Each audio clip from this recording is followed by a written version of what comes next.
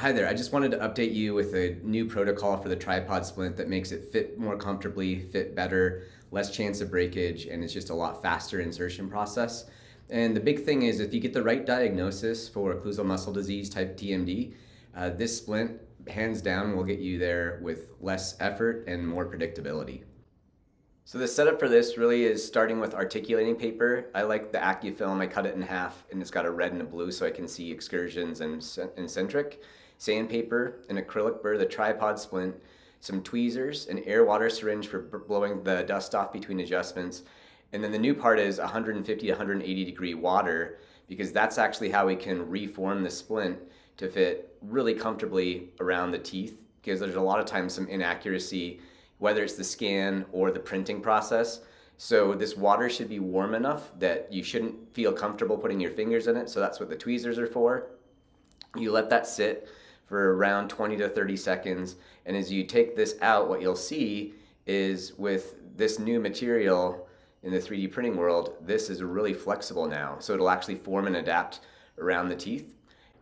And one way to do this is just to put a little bit of water in a small cup and warm it up for 80 seconds or so. You can use a thermometer to verify. But right out of the water, you want to put the night guard in and push on the occlusal all the way up. That way you're forming the occlusal surface perfectly to the shape of the teeth. And then you do the same exact process for the lower arch, 30 seconds in the warm water. And then firm occlusal pressure until it cools back to its normal state. And then once you get that all dialed in, we're just going to check with articulating paper to make sure that it holds in all three positions. And I like to guide centric relation. Normally I'm using my one hand, and I'm pulling on the paper with the other hand. And if you notice that in the back two, it's holding the articulating paper. It's not sliding out, but on the anterior, it slipped out gently. So now I'm gonna just look at those three marks from the articulating paper. It's on the tripod, and I'm gonna quickly balance those 3 points. And then once I'm balanced on all 3 points, I'm gonna use the red articulating paper on the posterior and do a side to side, forward, backward movement. So this gives me my excursive movements in red paper. And I'm gonna flip the paper the other way, and I'm gonna do centric relation. In any place on those posterior teeth where I have red that goes outside of the blue marks, I'm just going to simply adjust on the upper arch now. I'm going to polish those red marks away. And then we just verify the fit again, that everything is really smooth. I kind of like to say it should feel like an ice skating rink in the excursive movements.